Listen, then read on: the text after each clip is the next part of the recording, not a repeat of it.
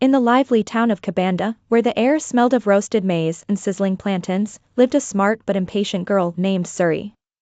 She was known for her bright eyes, quick wit, and love for delicious food. But there was one problem: Zuri hated cooking. "I'll just buy food," she always said.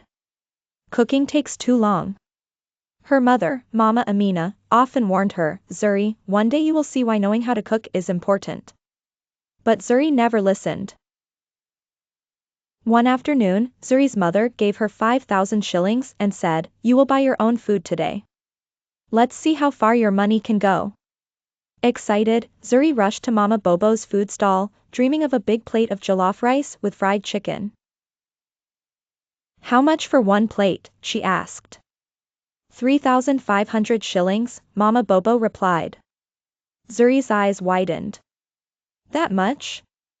But I'll only have 1,500 left."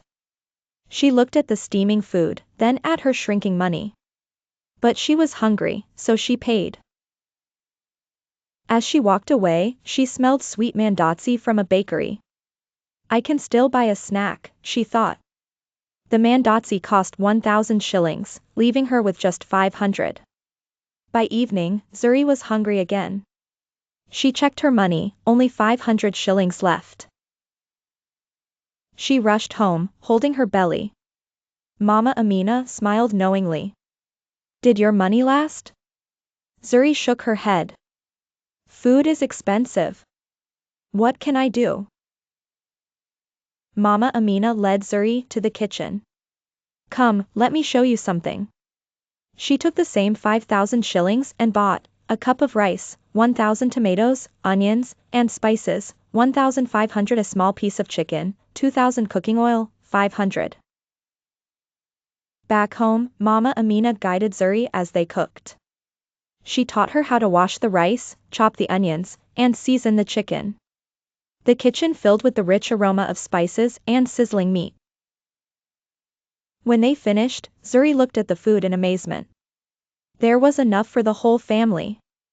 Mama Amina smiled. "You see, with the same 5,000 shillings, we cooked a meal instead of buying just one plate." Zuri grinned. "Cooking is like magic. I saved money and still ate well." From that day, Zuri no longer avoided the kitchen.